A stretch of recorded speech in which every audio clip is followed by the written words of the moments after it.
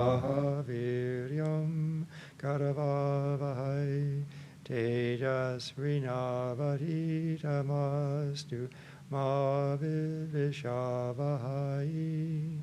Om Shanti Shanti Shanti. May Brahman protect us. May he guide us and give us strength and right understanding. May love and harmony be with us all. Peace, peace, peace. And good evening. We are continuing the chapter from Swami Abhedananada's complete works called The Ideal of Vedanta. And this is Atma, who's going to be our reader tonight. So we are in the middle of this chapter. We actually don't have too much more of this chapter. We should be able to finish it and perhaps start the second one. Why don't you continue about where we left off? Okay, very good. Now, if I make any mistake, I'm reading from Kindle, and sometimes the electronic page turner is not quite accurate. So if I start to read the same page twice, let me know. Maybe or if I skip a page. Might be a sign that we're supposed to hear it twice. Well, anyway, I'll leave that to you. Okay. I'm just a reader. Should I begin? Yeah. Okay. In fact, we are sleeping unconsciously after drinking, as it were, the cup of the frightfully intoxicating liquor of self-delusion. The whole humanity is madly pursuing the phantoms of hope, which change their color as we come nearer and which suddenly disappear, and after a moment appear at a distance with new brilliance and fresh colors that attract our attention again and force us to chase them again and drag us headlong in that breathless pursuit. This process is continuously going on in each individual life. Really, we've made ourselves slaves of delusion, and also slaves of the phantoms of hope. How can we have happiness under such conditions? How can a slave become happy? Oh, he may delude himself by thinking that he is happy, but after all, it's not happiness. It's not happiness, it's a delusion. Happiness does not consist in slavery, but in freedom. He who is free is truly happy. That happiness which comes through freedom is unbounded and eternal. If we want that unbounded and eternal happiness, we shall have to become free and shall have to break down the chain of slavery. And before we become emancipated, we must have to know and to be conscious of the fact that we are at present in bondage. The moment we come to know that we are living like slaves, the moment we begin to see the real conditions of our present life and existence, that very moment we begin to feel the effects of slavery in our everyday life. Then we seek the company of those that are free and have broken the chains. Then we appreciate their sayings. Then we understand their meanings. And if we follow their instructions, we gradually become free as they are. From that time, we remain no longer slaves of passions, desires, and senses, but we gain mastery over them. We control them, and we conquer them. All passions and desires can no longer bind us, but they remain as our slaves. This freedom from constant slavery, or this emancipation of the soul from the bondage of delusion, is the highest ideal of Vedanta. It is called in Sanskrit moksha, which means liberation or freedom. Vedanta does not go on speculating and speculating, theorizing and theorizing like other philosophies. But it starts by taking the present conditions of our lives as they are. And then it shows the way of it by removing the cause. The cause of such a slavery is nothing but our ignorance of truth. As Jesus said, "You shall know the truth, and truth shall make you free." Vedanta also teaches that the knowledge of truth will bring that freedom. By knowing the truth, we shall be free.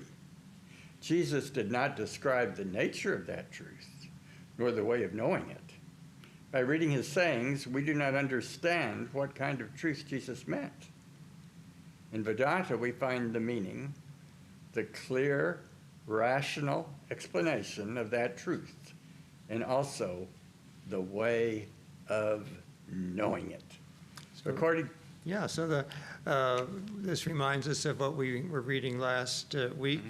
And for those of you who missed it, this was really the main theme of the whole chapter, was this idea of freedom.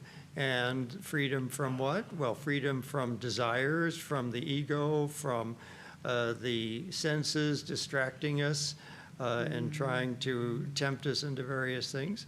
And the truth is that we are actually the Atman. We are actually one with Brahman. And so that we are actually always free, but just don't know it. And that we need to be the one in charge of the senses, not letting the senses tell us what to do, but it needs to be the other way around. Okay, why don't we continue? According to Vedanta, that truth is one. It cannot be many. It is the unchangeable reality of the universe, and it is our real nature as well. By knowing that reality of the universe, and also by knowing who we are and what we are, we shall gain that freedom. Whether we call that unchangeable and eternal reality, God, or the Atman, our real nature remains the same. And the difference lies in names only. The dualists call that truth good because they look at it from outside. And those who look at it from within call it the Atman, or the self, or the reality within us. It depends upon the different standpoints from which we look at that reality. According to Vedanta, that one reality, when looked through the conditions of time, space, and causation, appears as the subject and the object, as the knower and the thing known, is either sun or moon or heaven or God or hell, or a spook or man, beast, insect, or plant. These are nothing but so many appearances of that reality which is one throughout.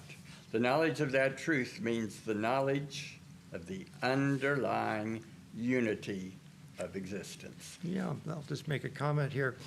I often think of the original origin of duality as the emergence of the subject and the object. That once, if you're not in oneness and you're in duality, the thing that does that is the sense of subject-object. Now you're a subject and you're seeing other things out there.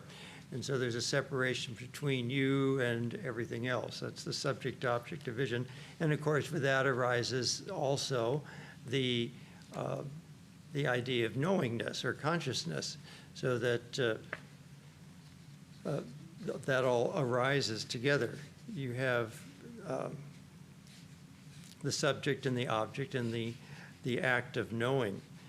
So this is really the original, or if you can't really talk about being in time, that's the trouble. See, the words are always kind of awkward because in the state of the absolute oneness, you're beyond space, time, and causation. So you can't talk about, and then this happened, because you're not in time. But in our way of thinking, in time and space, we say that this is sort of the original problem of seeing things as a subject and an object in a duality like that. So that's our original duality. Okay, let's continue. We're almost done with the chapter. This paragraph goes on, by the way, for 3, almost 4 pages. One paragraph. Might need a little editing. Yes. Okay, shall I go on? All right. The knowledge of that truth means the knowledge of the underlying unity of existence. Vedanta says that freedom will not come until we know the unity of existence, the oneness of the reality in us with the reality of the universe. Until we realize that all these appearances are phenomenal and exist in relation to our mind, and that the Atman or the self is behind the mind, until we can go beyond the sphere of relativity and plunge ourselves into the ocean of absolute bliss. Now here you may ask, if we are all slaves, and if our real nature must be like a slave, then how can it be otherwise? Well, in answering to this, Vedanta says that our real nature is perfectly free. It is divine and immortal. Well, if so, you may ask, why are we the slaves? The answer is, it is because of our mind. It is the mind which is the cause of our bondage or freedom. When our mind is imperfect, it is attached to the phenomenal appearances and makes us their slaves. But when it is purified and learns to go beyond, below the surface of things and begins to discriminate the eternal from the unreal, then it becomes the cause of our freedom. And then we understand what freedom is. Each individual mind is bound to attain to freedom and perfection through gradual experience. Of course, it takes ages, by going through the process of evolution. But that process is slow, tiresome, most undesirable. Wise men do not want to go through that slow method. But Vedanta tells us, when each one will have to become free and perfect, then what is the good of taking that long and tedious journey? Let us find a shorter way. Let us shorten the time by trying our best to attain to freedom and perfection in this life. The easiest way is by knowing the truth in this life and realizing our true nature or self, or the Atman, which is immortal, free, divine, and perfect. It is free from death, disease, and sorrow.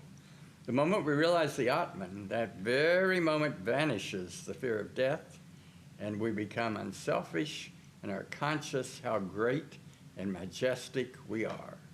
Then we know that all the powers of the universe have proceeded from the infinite source of powers, which lies within each individual soul. Then and then alone, we arrive at the foundation of that universal brotherhood or selfhood or oneness. Because if you know your own nature, you will know the nature of the universe and of God. Then you will see that each individual soul is perfect, divine, and immortal, and is a living God on earth.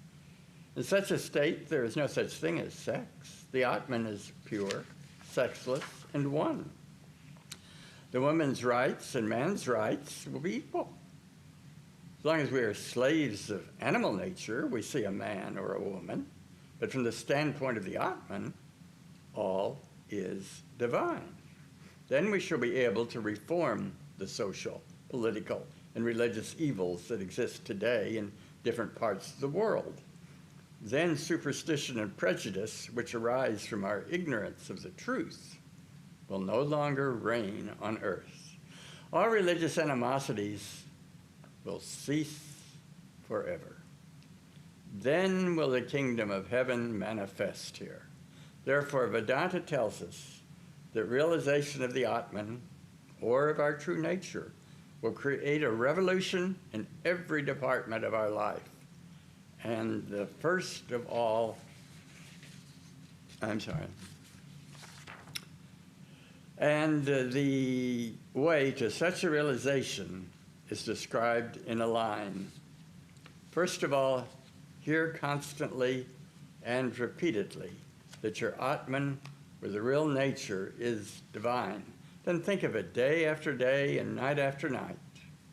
Let each of your nerves and brain cells pulsate with the idea that you are divine. You are immortal, and you are one with the Supreme. And then concentrate your thoughts upon that central truth of that oneness, and through that concentration will become the highest illumination of wisdom and bliss. Then you will be happy both here, after, and forever. Yes, you get a sense of what a powerful speaker Swami Abhedananada was, and what a refreshing message that would have been to people 100 years ago here in the United States that had not really heard messages like that from anybody else.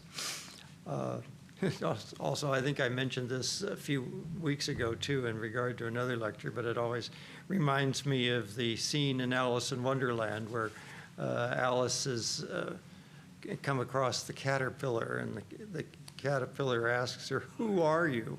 And she reflexively tries to identify with her body and mind, but in this dream state that she's found herself in, that seems to keep changing. She's eaten things and had drinks of things that make her change size. So one minute she's real small, and the next minute she's real tall, and then she tries to think, well, maybe I'll identify with my brain, and so she tries to think of what it is she knows, and then she gets all confused about what she knows. She can't get anything right. She can't go through the times tables. She can't remember little rhymes and so forth.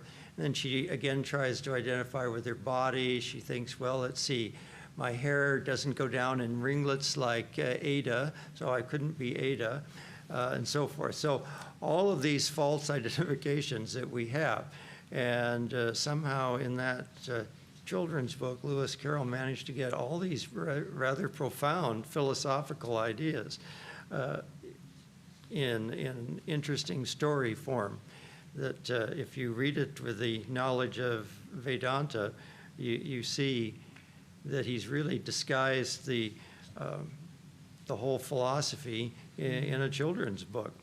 And Alice is in this dream world, like we are in this dream world, and we've identified ourselves with this body and this mind, and we get proud or we get upset because of the way we look or about what we know or don't know. If you're a student, it's, oh, I did so terrible in the last test, or gosh, I got the best grade in the class. And so all of these things are part of our identity, and it's just a false identity. We're not the body, we're not the mind, we're really the spirit. And that makes these last few lines make a wonderful meditation and a wonderful way of life. Constantly hearing that you are the Atman, repeat it day and night to yourself, that I am one with the Atman, I am one with the Supreme, I am one with everything. There's a oneness in the universe, and that I am, and that thou art. So really, it's a wonderful concluding paragraph. Gives you a great way of doing spiritual practice. All right, well, that was chapter. Wonder what book or talk that quote was from. Oh, yeah, it doesn't say. Let's see if it says here in the original. Sounds like one of the Upanishads, but I don't think it tells us.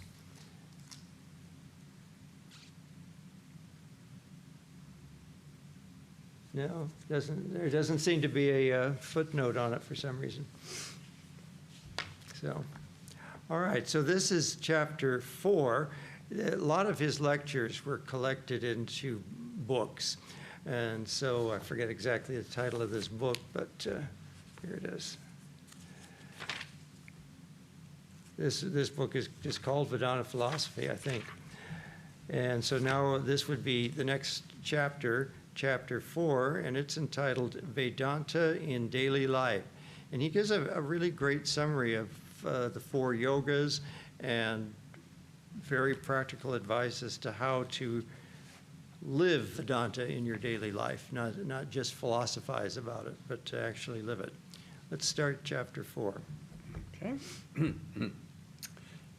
Vedanta in daily life. It has been asked again and again whether the teachings of Vedanta, sublime though they are, can be applied to our practical everyday life. Now, some people have an idea that being a philosophy, Vedanta must be speculative, like any other philosophy of Europe and America, and must give a few grand theories which can never be carried into practice. Such statements would be true if Vedanta were simply a philosophy and not a religion. In order to become a religion, the teachings of Vedanta must be intensely practical, because where theory ends, there is the beginning of true religion. Vedanta gives not only the principles of the highest philosophy, but also teaches the practical methods which are necessary to make it a religion. If the ideals of Vedanta do not cover the whole field of life, if they do not enter into every plane of our thoughts, many of our very existence. No, I don't get this. Is this a typo? If they do not enter every plane of our thoughts, nay, of our very existence in home life, in social and business life, in moral and spiritual life, then we must reject them as mere theories of a speculative philosophy, and we must not call Vedanta a religion. The ideals of Vedanta, however, are so broad and universal in their scope that for the last 4,000 years, men and women living in retirement in caves and forests, as well as those holding the most responsible positions in society and in the state, have successfully harmonized their lives with those ideals and have proved them to be intensely practical.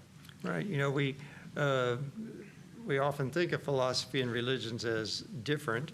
There are departments of philosophy and departments of religion. Sometimes there are departments of philosophy and religion. But he's pointing out here that Vedanta really covers both. It's not just a philosophy, but it's a philosophy and a religion. It doesn't just have a theory about how things are, but it actually gives you practical ways of living your life. All right, let's go on.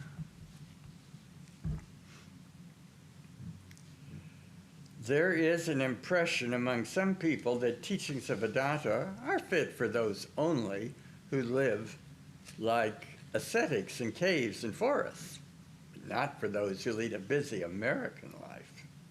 Such people are entirely mistaken, because they do not know that truths of Vedanta were first discovered and practiced not by ascetics who dwell in caves or forests, but by kings and monarchs, ministers and statesmen who lived the busiest and most luxurious lives that we can imagine. If we read the Upanishads, the epics like Mahabharata and Ramayana, and other historical works, we find that there was not only the Hindu ministers and statesmen, but also the kings sitting on their thrones, discharging their royal duties of governing the states and looking after the welfare of their numerous subjects, and living a busier and much more responsible life than that of an ordinary businessman of the present day, could find ample time and opportunity to study Vedanta and to carry out its sublime tenets in their practical lives. When such persons could live the ideal life as specified by Vedanta, well, what can we say of ourselves? We're not half as busy as they were. I can quote from the Upanishads many names of the ancient Hindu monarchs who faithfully followed the teachings of Vedanta while fulfilling the duties of their royal position. They not only lived up to the ideals of Vedanta, but also taught others and were considered by the people as the living examples of this practical philosophy. Those who've read the Bhagavad Gita or the Song Celestial by Sir Edwin Arnold will remember that the great commander of a huge army standing in the midst of the din of battle at Kurukshetra, found time to discuss the ideals of Vedanta and succeeded in applying them in practice. Many of you have seen and heard about Swami Vivekananda. He was a living example of the practical side of Vedanta. Up to the last moment of his life, he worked like a giant under all conditions, favorable or unfavorable, bearing all kinds of hardship, discomfort, and tribulation, and never moving an inch from the highest ideal of this great philosophy and religion of Vedanta. He lived a pure and chaste life, always working for others and trying to help humanity without seeking any return. He showed to the world what a true karma yogi was like. In other words, he proved by his example that even in this age of materialism and commercialism, one can be a sincere worker who always works for others and lives for the good of humanity without being guided by selfish motives or selfish desires. The most practical ideal of Vedanta, which will appeal to American minds, is the Karma Yoga. The Karma Yoga is that branch of Vedanta which teaches that we should always work and fulfill all the duties of life, household, social, or official. But at the same time, we must not consider that the performance of these duties is the highest aim and ideal of our life. On the contrary, we must regard duties and works of our daily life as a means to a higher end.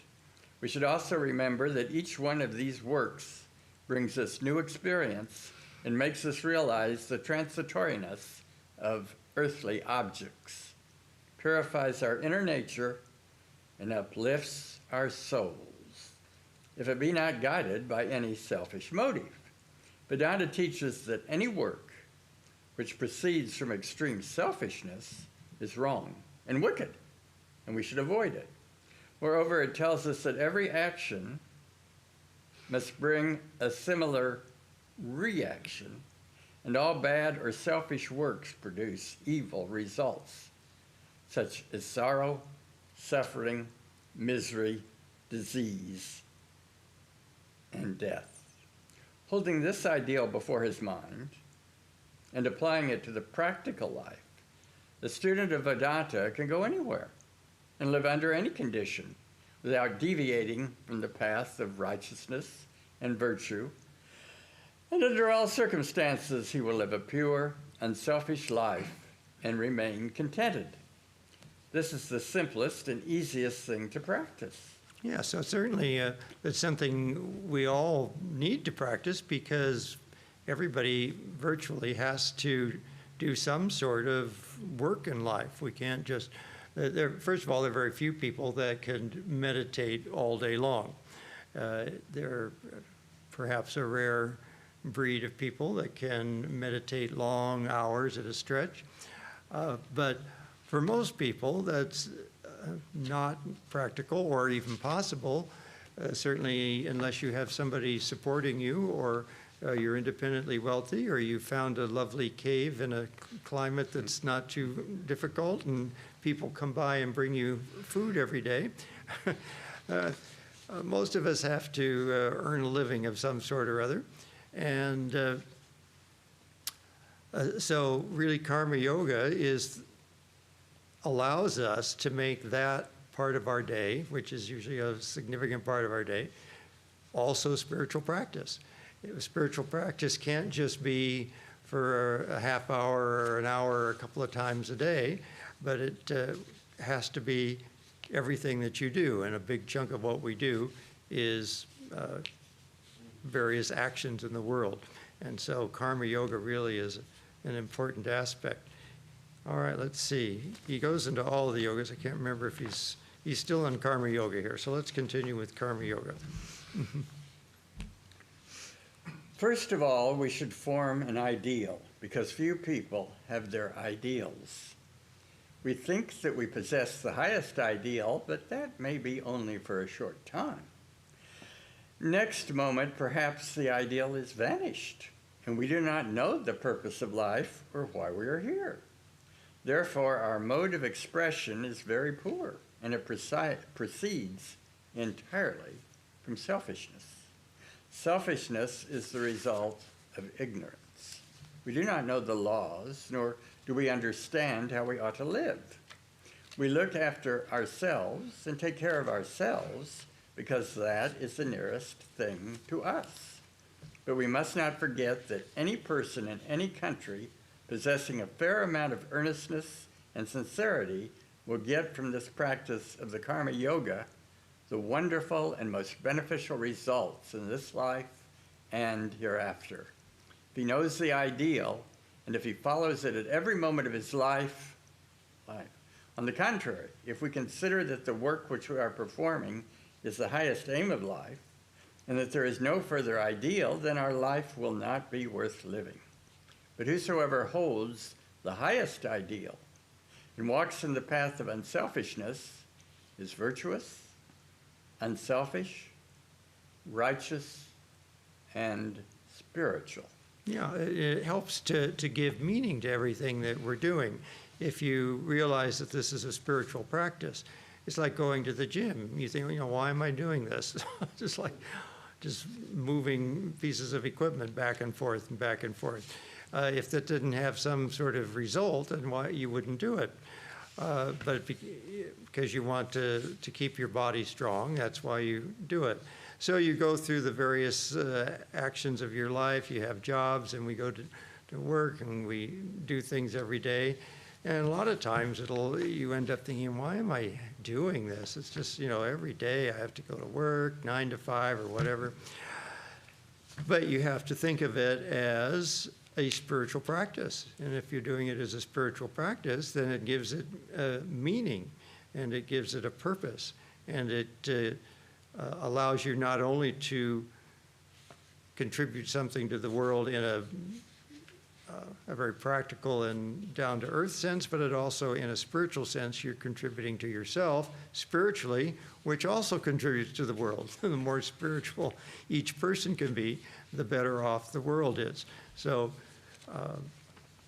we don't want to think of that as being selfish. You don't want to think of, doing spiritual practices as being selfish. I'm going to do it for myself. No, you're doing it for everybody. The more spiritual each person is, the better off the rest of the world is. Well, let's talk about every householder here.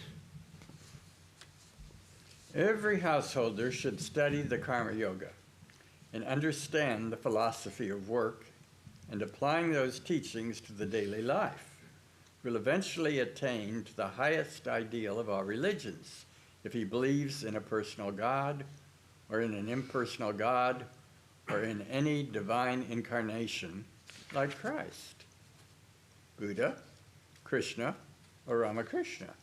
Then what should he do? He should offer the results of his daily works, both good and bad, to him every night before retiring.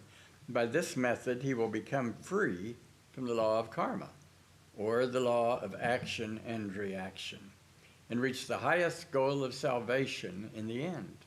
The works of our daily life will be transformed into acts of worship when we have learned to offer their results to the Supreme Lord of the universe.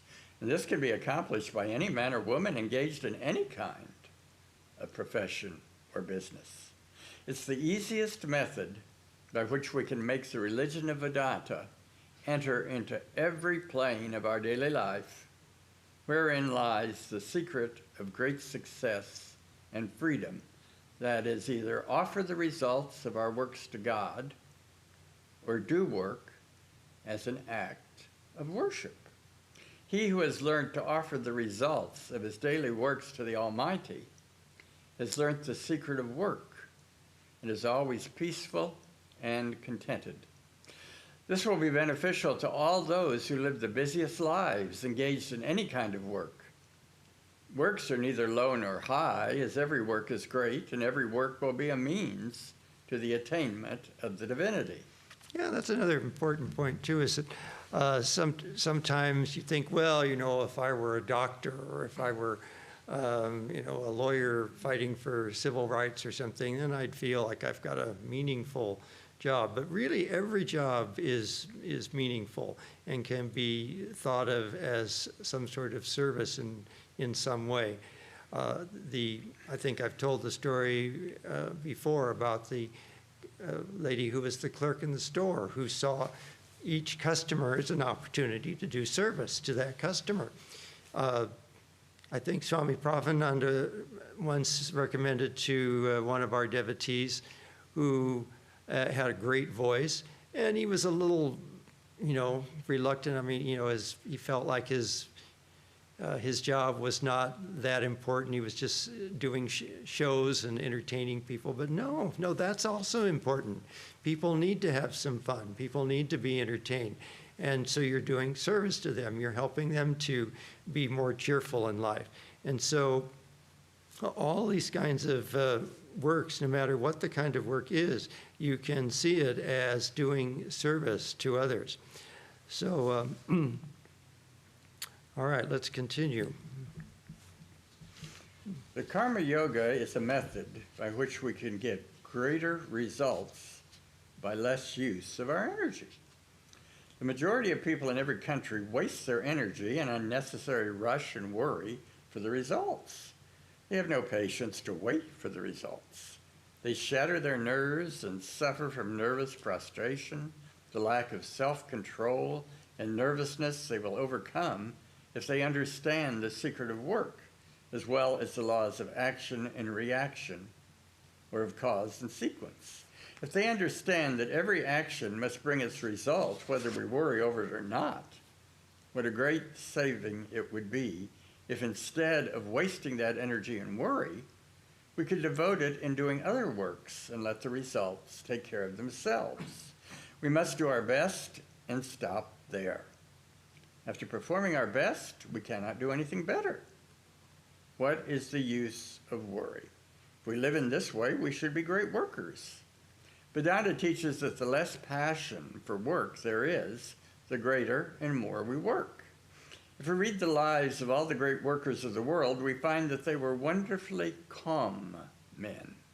Men and women of impulsive nature are restless and impatient, and so they cannot do great work, and as such, they cannot be steady workers. They will lose their heads.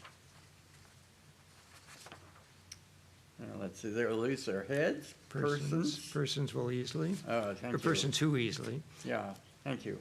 We're easily disturbed by passions like anger, jealousy, hatred, ambition, and selfishness cannot accomplish much. They will shatter their nerves and eventually become useless. As we find in this country, in America, persons who are impulsive can do great work for the moment. But in the reaction, they break themselves to pieces. They suffer from nervous prostration.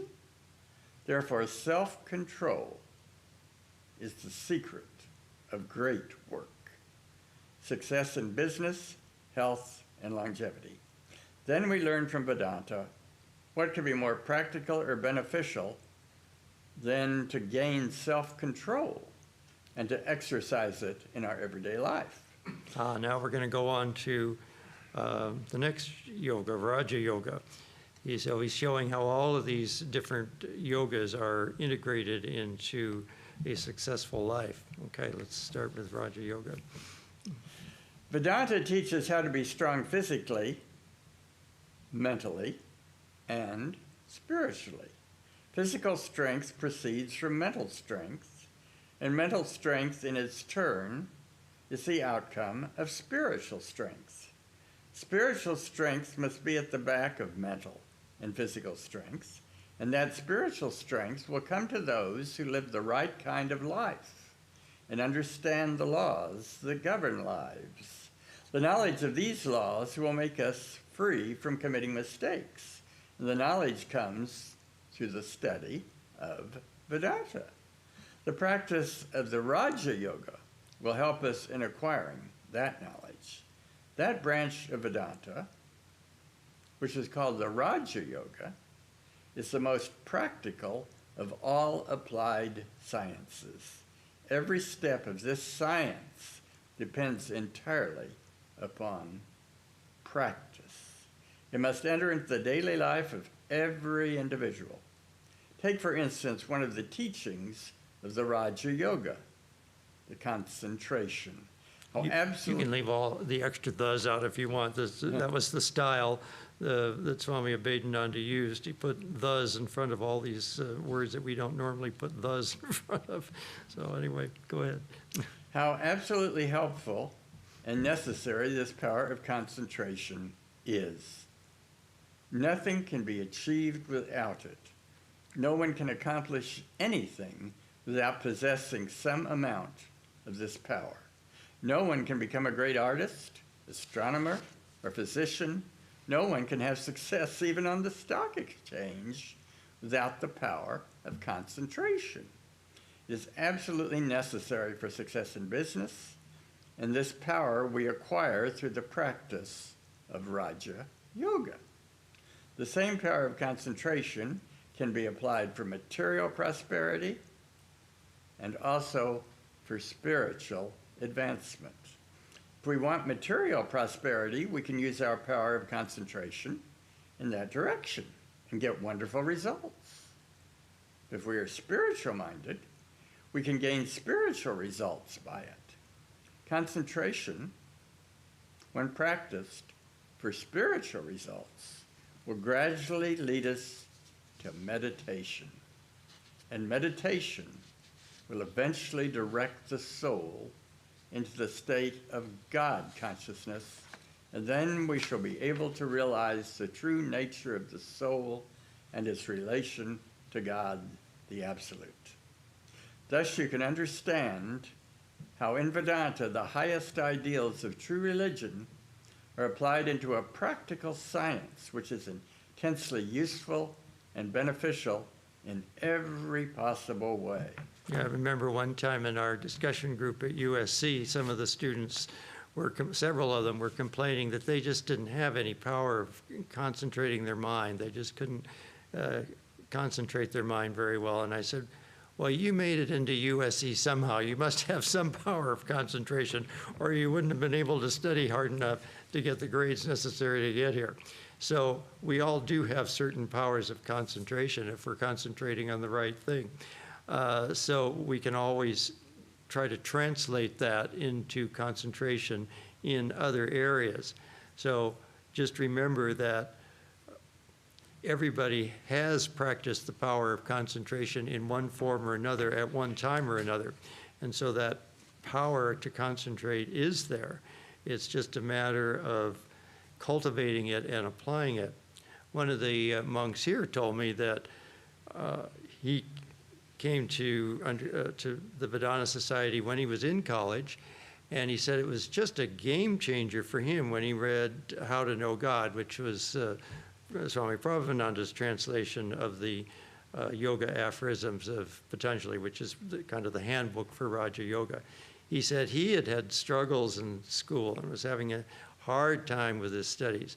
And then when he read Raja Yoga, he realized that that's what he needed to practice. He needed to practice the concentration of the mind, and he was able to do his studies much better. So again, this has a very practical aspect. And often I describe karma yoga as the power to completely immerse yourself in what you're doing while you're doing it, and then detach yourself from it when you're not doing it.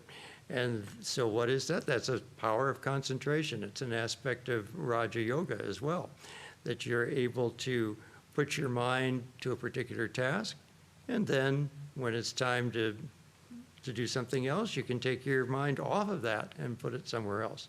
So let's continue and see what he's going to bring up next. Another practical side of Vedanta is science of breath. Anyone who understands the science of breath and possesses physical, mental, and spiritual strength can stand the sudden changes of weather, can go through any hardship without being broken to pieces.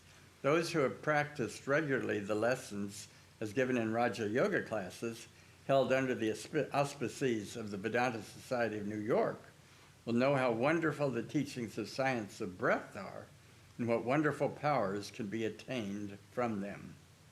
The students of Vedanta will eventually gain perfect health by gaining control over your breath.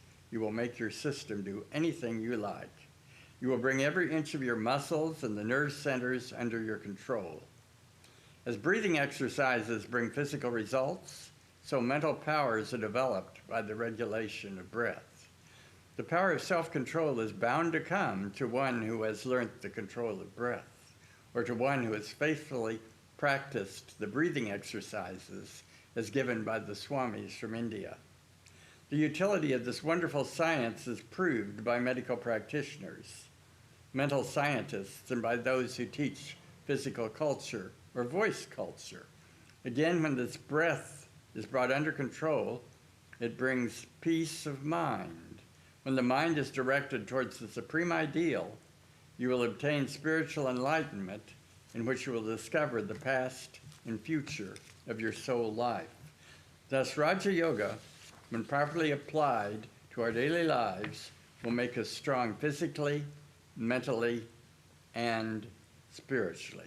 Yes, and there are some very simple fundamental breathing exercises that are safe to do under the guidance of your particular teacher. However, we always warn people not to go overboard. Some people read things in a book or they'll get something off the internet and they think if a little practice is good, a lot must be better. They end up overdoing it, and it can lead to really profound stresses on the brain if you're not mentally prepared for it. If you read Raja Yoga carefully, you find that there are the yamas and niyamas, all the preconditions of what you're supposed to do to truly practice the details of Raja Yoga carefully. And if you're not properly prepared and you overdo these kinds of exercises, you can stir up the energies in your body in ways that are very difficult to reverse, and you can have mental illness problems. We've seen a couple of examples of that, and it's really quite sad. You know, everything that's good can also have bad effects. Aspirin, a little aspirin can be very good. If you take a lot of aspirin on a regular basis, you're going to end up with ulcers and bleeding problems. You can die from an overdose of aspirin. So just because something is beneficial doesn't mean you can just use as much of it as you want. I've even heard of one case where somebody ruptured their internal organs by drinking so much water. They drank gallons of water and they ruptured their insides. I mean, so you really do have to be careful not to overdo things. You can't expect to suddenly go from not doing any spiritual practices and not doing any of the yamas and niyamas and doing breathing exercises for several hours a day or something. You're just going to end up with a huge problem. All right, but that being said, let's go on with the next paragraph. A student of Vedanta does not require anything special or separate training in ethics or religion, because the highest ideal and the practical side of ethics are included in the teachings of Vedanta. And if we try to live according to the ideals of Vedanta, we cannot but be ethical. For instance, one of the injunctions of practical ethics is to be truthful. Why should we be truthful? The question has never been answered by any system of ethics so rationally as by Vedanta.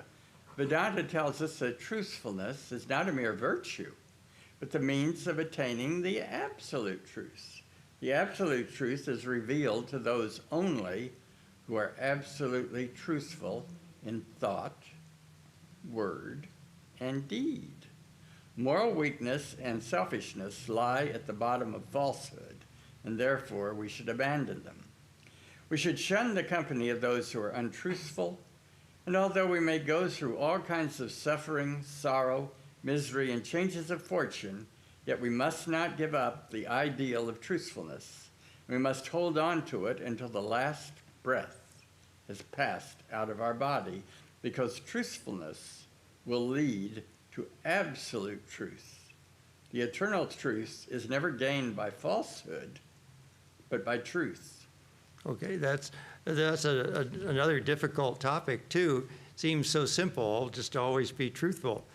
But I'm sure virtually everybody listening has clicked the little box that says, I have read and accept the terms and agreements of this contract or this website or something.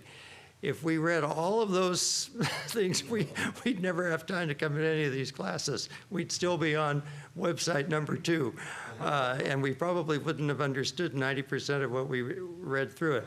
We're forced to make these statements that we've read and agreed to all these things when we actually haven't read them. We're just assuming that they're all the standard stuff.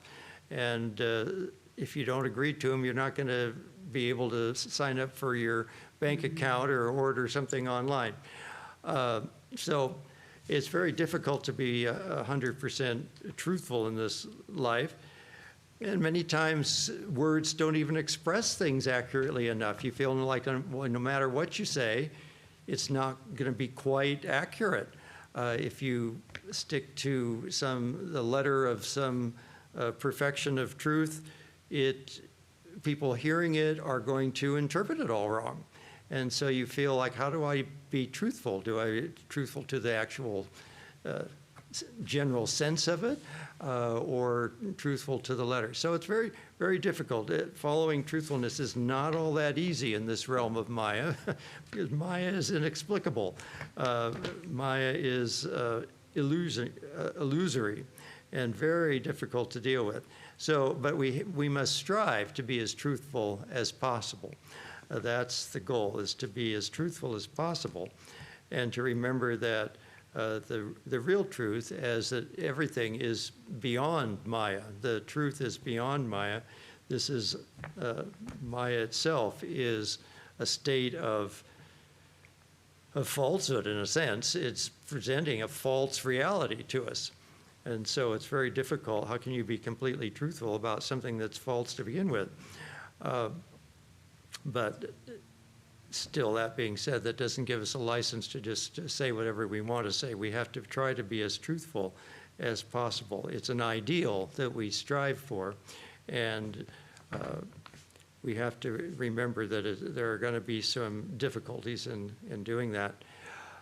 It's just about time to conclude. I think we can close with that, because now we're going to go on to a slightly different area.